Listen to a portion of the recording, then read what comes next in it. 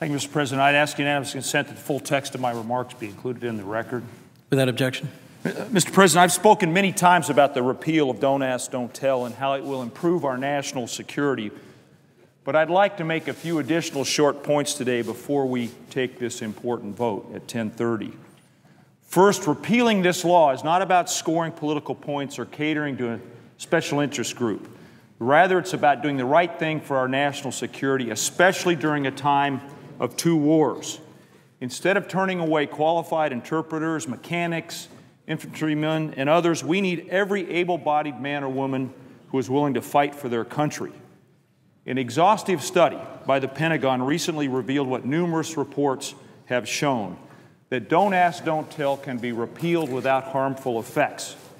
In fact, what it shows is that our national security will be enhanced by this repeal. And it's one of the reasons that our Defense Secretary, Robert Gates, and the Chairman of the Joint Chiefs of Staff, Admiral Mullen, have strongly urged us to repeal the law this year before we adjourn this week.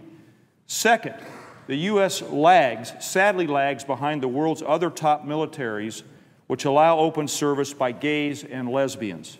Our troops fight next to service members from many of these countries every single day. And Mr. President, there's no evidence showing that our military operations in Afghanistan or Iraq are negatively affected by allowing gay service members to serve openly along our U.S. service members.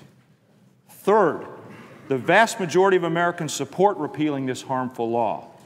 And as the Pentagon study showed, our service members are complete professionals. They will comply with the repeal, and they will not allow open service to negatively affect the jobs they do.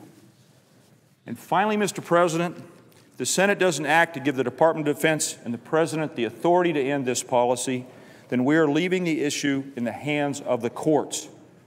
Secretary Gates has said it makes far more sense to bring certainty to Don't Ask, Don't Tell through legislation rather than through lawsuits.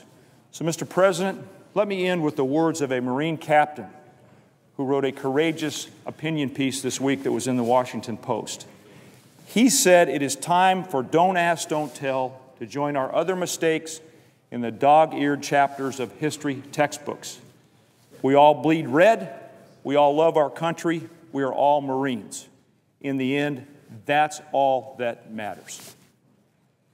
Mr. President, I yield the floor.